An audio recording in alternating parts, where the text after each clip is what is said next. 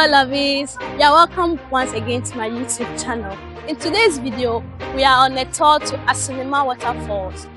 Yes, Asenema Waterfalls, that is the name. We are here to have fun, learn, and then know more about the place. So I'm gonna take you around the place, show you around the place, enjoy the breeze, and I want you to be here also so that you'll be able to enjoy every bit of everything here. So watch out for me. Do not forget to like, subscribe, comment to my channel.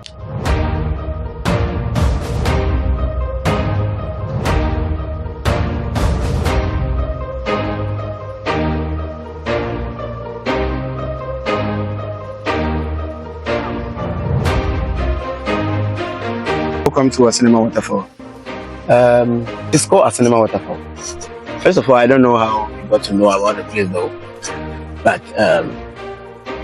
Asenema is the name of the community. So the waterfall was actually named after the community, you understand? And then when they say Asenema, or when we say Asenema, it means our people down here, our people down there, our children down there, you understand? We have a town around called Aduko, and then a Predi. In the olden days, our people used to stay there. A group of them moved down here. So those of them up there were calling these people Asiahom Mano. You understand? You get the concept now? Yeah.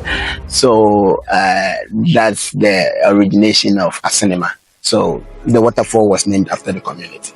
Whatever your father is doing, especially the male children, whatever your father is doing, that's what you'll be trained to become. You understand?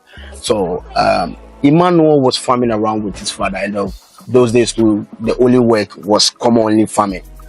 Emmanuel was farming around with his father. Those days too, the farmlands were very far from the house. So some of these farmers has a structure or a cabin on the farmland where some of them spend the whole week working on the farm without coming back to the house. You get that? So as they were farming around, they got short of water. There's actually an old house behind the signpost on the road that says, "Welcome to Asenema Waterfall." That signpost. Yeah. There's an old house behind that signpost. You cannot just stand by the road and see it. You have to take a critical look. It's a little deep in the bush. Yeah, it's actually a mud house. You understand? That was where they were living on the farm when they got short of water. And then they decided to search in the forest, hoping they could see a stream or a spring, anything water. You understand? Yeah. So as they were hunting for water in the jungle, they eventually heard the sound of the waterfall. As you were hearing right now, it's kind of low, but yeah. But it took only Emmanuel, who was just about 10 years old, to trace this sound from a thick forest, through a thick forest that they couldn't see through then. You understand? There was no straight road or spaces like this. There was no straight path like this. It was a thick forest that you couldn't see through. You understand? But Emmanuel, with his curiosity and then a little disobedient, you know, the father wasn't in support of it, of him going through that kind of bush, tracing a mysterious sound. You understand? But he came and then he saw that behind us. Yeah.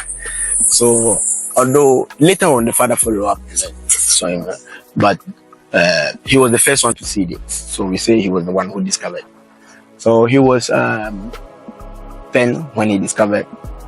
1931, about 93 years now. Yeah. So you add 10 to 93, 103 years. Yes. So he passed away 3 weeks ago. May he so rest in perfect peace. So as to where the water is coming from as well, there is a river flowing up there called Anwe. It is flowing from Adukom, Predi, the same origins of Asenema people. That's where the river is also flowing from. It is called Anwe in the Guan language. You know, this is the territory of Guans. So Anwe is a Guan language. So personally, when you ask me what's the meaning of Anwe, I cannot. No. It's. I just hear it as a word. Like they've not explained anything deeper. But it's just like we have river, private river, then so the yeah. So and when it's the water in it's almost passes through every town in Accra. Do you understand? Yeah, almost. I don't know. I said almost. Do you understand? So that's the river that flows. Then it will join a spring. There's a spring up there.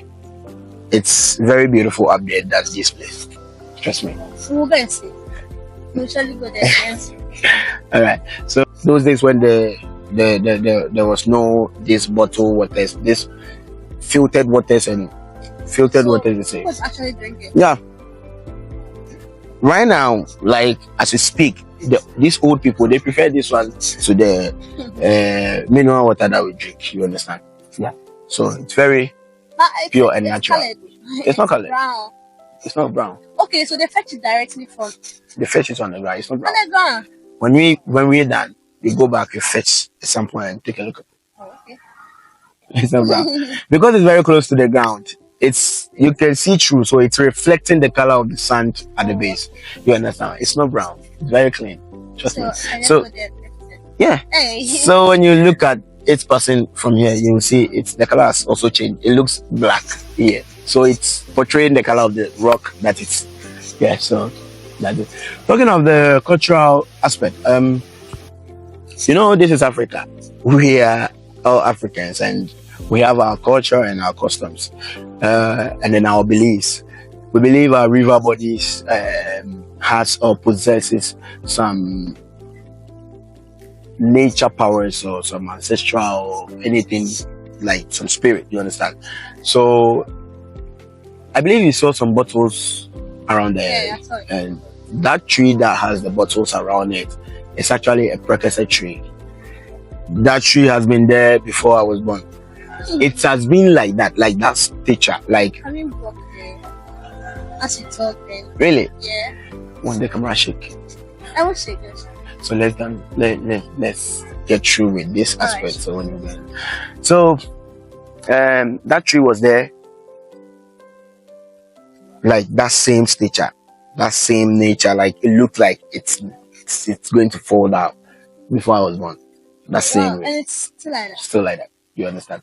So the chiefs of the community comes in here either at the end or at the beginning of every year to pour libation to the ancestors that they believe possesses the water. You understand? Yeah. So that's how come you can see the bottles over there. And then they made us also believe that when we come here with a belief in ancestral spirit and nature spirit, by touching the water, just dipping our hands in the water and then wash our face with it, we are going to be cleansed spiritually. If some also prefer to go under the fall directly for the water to fall on them for some good fortune, some also fetch it into an empty bottle, take it to the house, and some prefer to sit around, put their feet inside, meditate for how long they can. Some also wants to make a wish with a coin and all that. You understand? It depends on you whichever way So you want to do the it. people testimony that it's what actually they ask for happens. The thing is, most of the people that for the community, you don't need a testimony to do it. The only thing is that you have to believe it, and everything that comes from your community, like I don't know how to say it. You see it as culture. You don't see it as something you should seek a testimony before going into it. You understand? Yeah. So they do it mostly in the community. The community people will cherish it very well. But talking of outsiders, they come and then they do it. The testimony is they come back again and they do it again. Do you understand? Yeah. So no, we are yet to see someone coming in here and then shouting out like, "Hey, I got this by doing this." Yeah. But they go like a year later, like I'm talking of foreigners, they go back and then a year later they come and then they do the same thing again. You understand? That means that should tell you that they got a result from that. So I think that's all for now. Thank you very much. You're welcome. This information has been very good. And I know you've learned a lot from this, yeah.